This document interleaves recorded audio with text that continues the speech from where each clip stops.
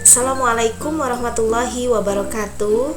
Hai kawan-kawan semua, berjumpa lagi bersama saya Sri Rahma Ramadhani. Kali ini saya akan membahas mengenai perkembangan keberagamaan individu pada usia 13-25 tahun.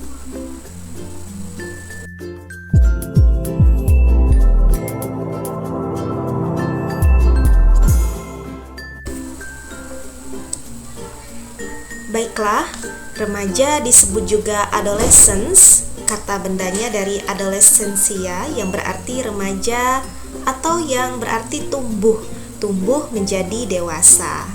Nah, masa remaja awal dimulai usia 11 sampai 14 tahun, remaja tengah usia 15 sampai 17 tahun, dan masa remaja akhir 18 sampai 21 tahun. Masa remaja selalu disebut periode peralihan. Peralihan apa? Peralihan perubahan yang mencakup perubahan emosi, minat, peran, serta pola pikir. Nah, pola pikir perilaku ini disebut juga masa yang bermasalah ya, yaitu mencari identitas, menimbulkan ketakutan dan masa-masa yang tidak realistis.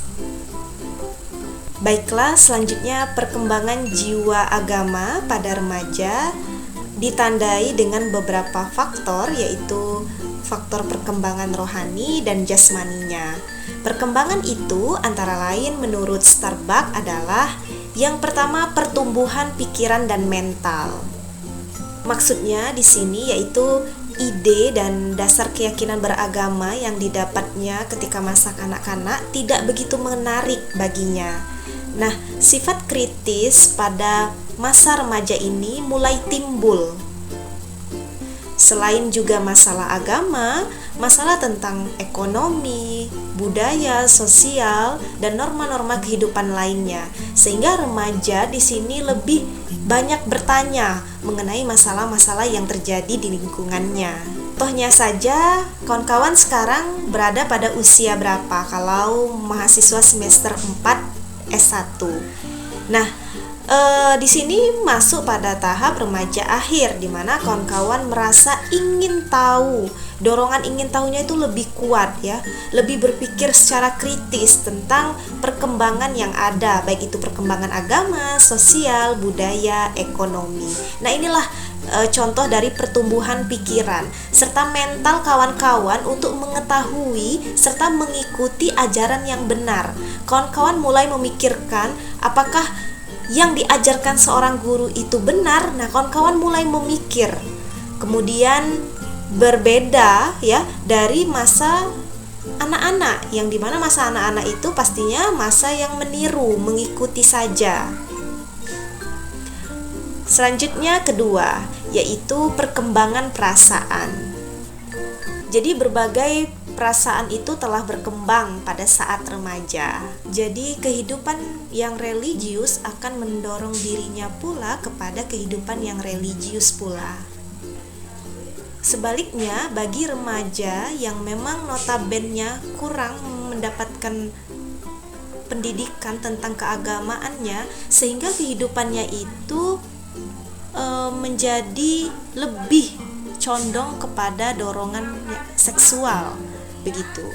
Jadi masa remaja ini merupakan masa kematangan seksual di mana didorong oleh perasaan ingin tahu dan perasaan super.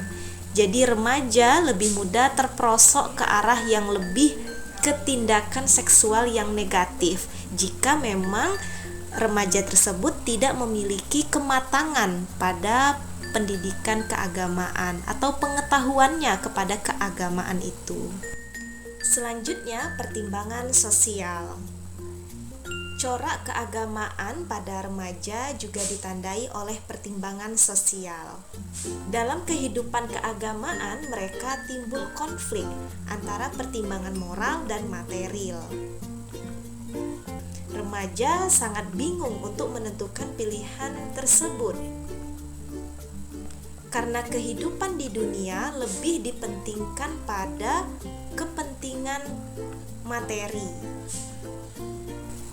Maka remaja lebih cenderung jiwanya untuk bersikap materialistis. Kita sebagai remaja akhir tadi, mahasiswa semester 4 S1, hendaklah bersikap tidak hanya memikirkan duniawi saja, namun pertimbangan-pertimbangan tentang adanya agama, kemudian akhirat, lalu masalah-masalah sosial.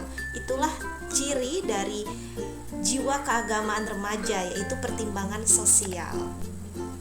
Lalu selanjutnya adanya perkembangan moral. Maksud dari perkembangan moral adalah perkembangan moral pada remaja bertitik tolak dari rasa berdosa dan usaha untuk mencari proyeksi. Langsung saja, tipe-tipe pada rasa moral itu adalah yang pertama yaitu self-directive, yaitu taat pada agama dan moral yang berdasarkan pada pertimbangan pribadi. Yang kedua, adaptif, yaitu mengikuti situasi lapangan tanpa adanya kritikan. Yang ketiga, submisif, yaitu merasakan adanya keraguan dalam ajaran agama dan moral. Selanjutnya, unadjusted, yaitu belum meyakini akan kebenaran ajaran agama dan moral. Dan terakhir yaitu deviant, yaitu menolak dasar dan hukum keagamaan serta tatanan moral masyarakat. Selanjutnya kita beralih pada sikap dan minat. Sikap dan minat remaja terhadap masalah keagamaan boleh dikatakan sangat kecil, dan hal ini tergantung dari kebiasaan masa kecilnya serta lingkungan agama yang memengaruhinya. Jadi, minat pada masa anak-anak juga dapat memengaruhi pada masa remaja. Kalau kawan-kawan ketika masa anak-anaknya saja patuh, insya Allah masa remajanya juga patuh pada pendidikan agama atau keagamaan itu sendiri. Perintah-perintah dan ajarannya pasti dilaksanakan. Dan terakhir yaitu ibadah. Ini tentang pandangan remaja terhadap ibadah, ajaran agama, lalu masalah-masalah tentang keagamaan yang ada. Nah, inilah ciri-ciri dari perkembangan jiwa agama pada remaja.